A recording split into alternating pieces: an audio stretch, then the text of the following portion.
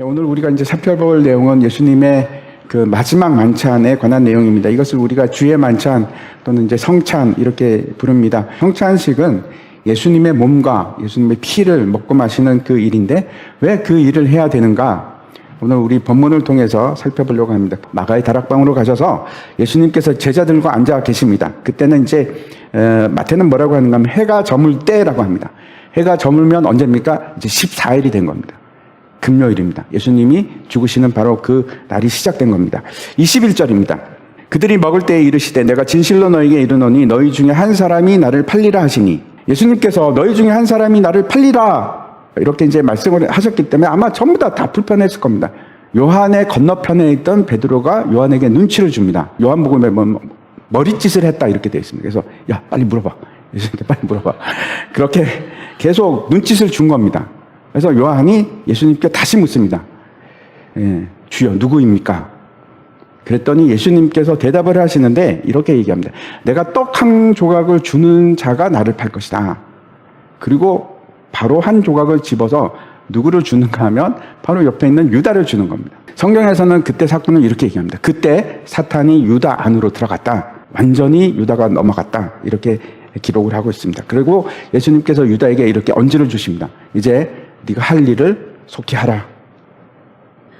이렇게 말씀을 하셨던 이유는 성찬을 위해서 예수님께서 그렇게 말씀하신 것 같습니다. 유다를 제외하고 이제 진짜 성찬이 시작하기 위해서 그렇게 했던 것 같습니다. 그들이 먹을 때 예수께서 떡을 가지사 축복하시고 떼어 제자들에게 주시며 이르시되 받아서 먹으라. 이것은 내 몸이니라 하시고, 여기서 우리가 다시 무교병의 의미를 한번 다시 생각했으면 좋겠습니다. 밀가루 그냥 반죽입니다.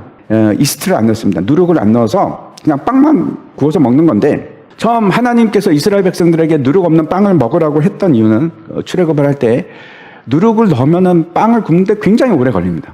굉장히 오래 걸릴 뿐만 아니고 오랜 여행할 때 금방 상합니다. 그 이유도 또 하나 있고, 그 다음에 발효하지 않아도 되기 때문에 요리 시간이 아주 짧습니다. 반죽해서 부치면은 1, 2분이면 다 구워지거든요. 얇게 하니까. 그래서 아마 그렇게 했던 것 같습니다. 근데 그것으로 끝나지 않고 이건 어떤 의미인가 하면, 지금 애굽을 떠나는 사람, 즉 하나님의 백성이 되기로 했던 사람들은 그 말씀대로 살기 시작해야 되는 겁니다. 즉 순전한 하나님의 말씀, 누룩이 전혀 들어가지 않은 말씀으로 살아야 되는데, 누룩은 성경에서 어떤 뜻입니까? 죄와 외식, 그런 의미입니다. 누룩은 계속 자기 자신을 부풀리는 일을 하거든요. 자기 자신을 나중에는 상하게 만들거든요. 근데 그 누룩이 온 반죽으로 퍼져갑니다. 고린도전서 말씀 한번 보시기 바랍니다. 너희가 자랑하는 것이 옳지 아니하도다. 적은 누룩이 온 덩어리에 퍼지는 것을 알지 못하느냐. 너희는 누룩 없는 자인데 새 덩어리가 되기 위하여 묵은 누룩을 내버리라. 우리의 유월절 양 곧 그리스도께서 희생되셨느니라. 그러므로 우리가 명절을 지키되 묵은 누룩으로도 말고 악하고 악에 찬 누룩으로도 말고 누룩이 없이 오직 순전함과 진실함의 떡으로 하자. 당신은 누룩이 반죽 어떻게 하는가 하면 누룩이 든 반죽의 일부를 떼어놓고 있다가 다시 빵을 구울 때, 다시 반죽을 만들 때 그 옛날에 가지고 있던 반죽을 넣는 겁니다. 그러면 이제 다시 그게 새로운 반죽을 다 부풀게 하는 거거든요. 그래서 무교병을 먹는다는 것은 어떤 의미인가 하면 애굽에서 쓰던 모든 누룩을 다 버리는 겁니다. 세상에서 가지고 있던 모든 죄된 생각 그런 걸 다 버리고 새롭게 되라, 새롭게 살아라 하는 의미입니다. 이스라엘 백성들을 한번 생각해 보시기 바랍니다. 이스라엘 백성들이 애굽을 떠날 때 누룩을 다 버렸습니다. 그리고 이제 무교병을 먹기 시작했거든요. 그날부터 6월절부터 7일간 먹었습니다. 8일째는 어떻게 했을까요? 다시 누룩을 넣었을까요? 아니요. 누룩이 없는데 다 버리고? 없습니다. 광야에서는 누룩을 넣을 수가 없습니다. 그리고 그 밀가루가 다 떨어지면 어떻게 합니까? 그 이후로는 광야 내내 만나를 먹고 살았습니다. 단 한 번도 누룩을 넣은 빵을 먹은 적이 없습니다. 예수께서 이르시되 내가 진실로 진실로 너희에게 이르노니 모세가 너희에게 하늘로부터 떡을 준 것이 아니라, 모세가 준 게 아니랍니다. 그 만나가 내 아버지께서 너희에게 하늘로부터 참 떡을 주시나니 하나님의 떡은 하늘에서 내려 세상에 생명을 주는 것이니라. 그들이 이르되 주여 이 떡을 항상 우리에게 주소서. 예수께서 이르시되 나는 생명의 떡이니 내게 오는 자는 결코 줄이지 아니할 터이요 나를 믿는 자는 영원히 목마르지 아니하리라. 내가 바로 그 생명의 떡이다 그러는 겁니다. 내가 바로 하늘에서 내려온 그 생명의 떡이다. 나를 먹는 자는 결코 너희가 배고프지 않을 것이다. 이렇게 말씀하는 겁니다. 떡은 여러분 기억하십시오. 떡은 생명입니다.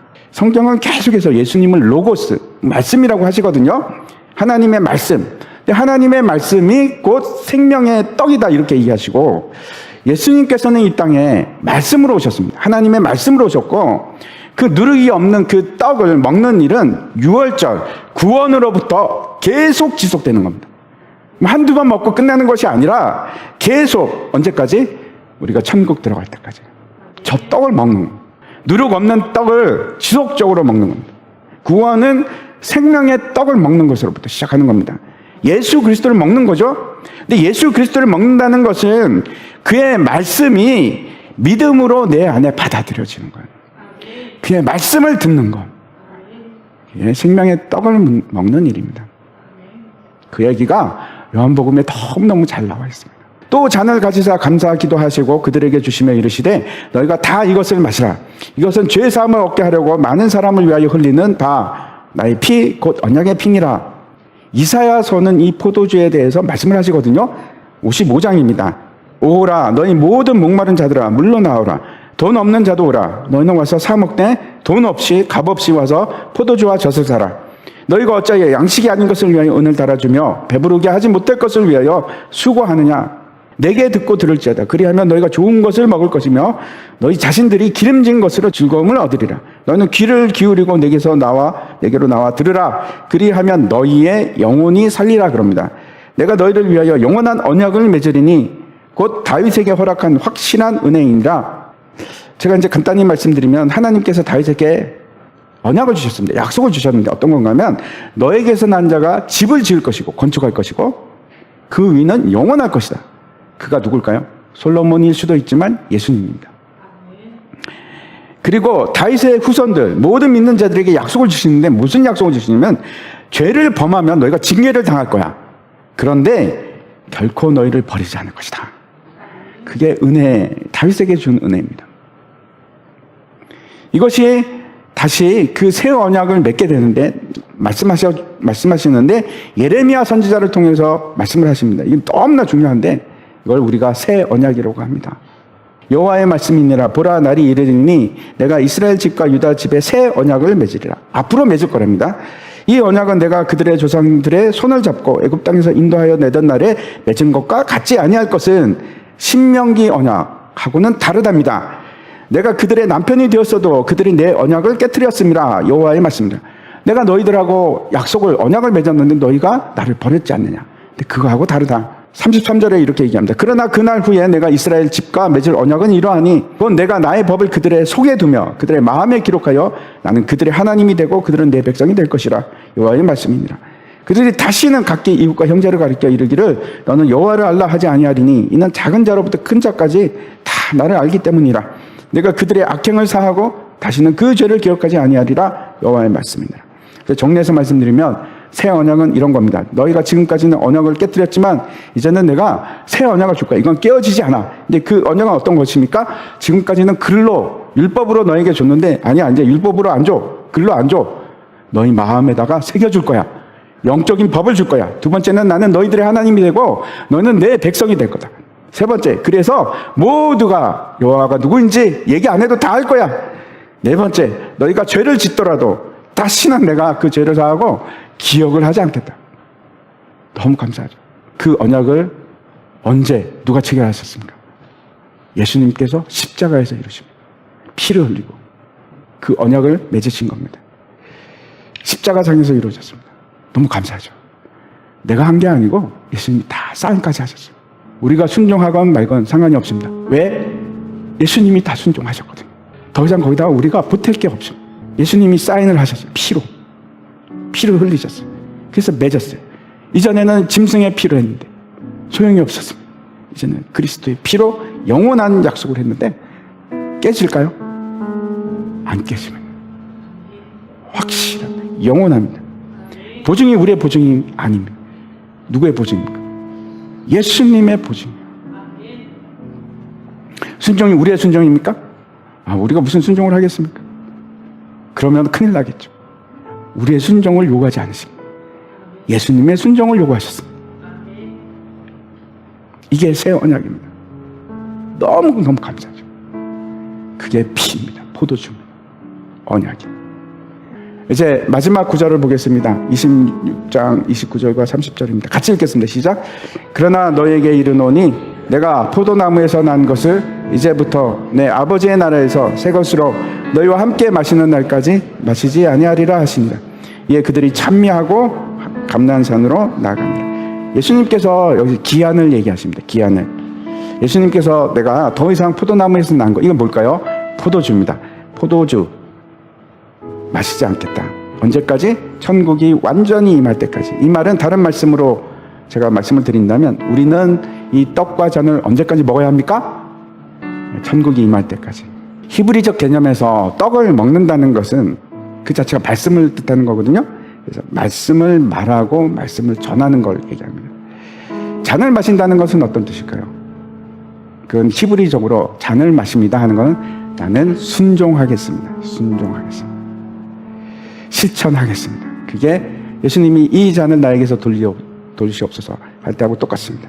그래서 성만찬을 한다는 것은 결국 어떤 건가 하면 하나님의 말씀을 내가 다 받아들이겠습니다. 그리고 포도주를 마신다는 것은 어떤 뜻입니까? 내가 그 말씀을 순종하겠습니다. 떡은 생명입니다. 잔은 언약입니다. 생명을 취한 자, 우리죠.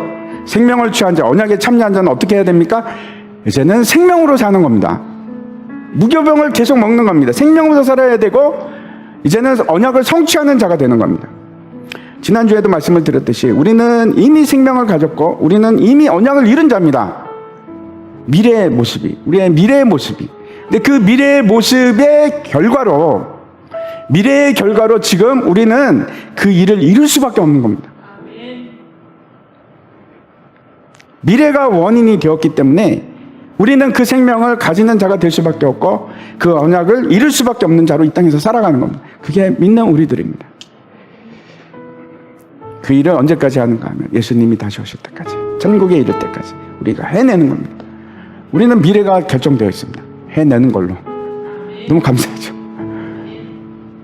약속이 이루어지는 걸로 우리는 결론이 나와 있습니다. 그래서 그렇게 하는 겁니다.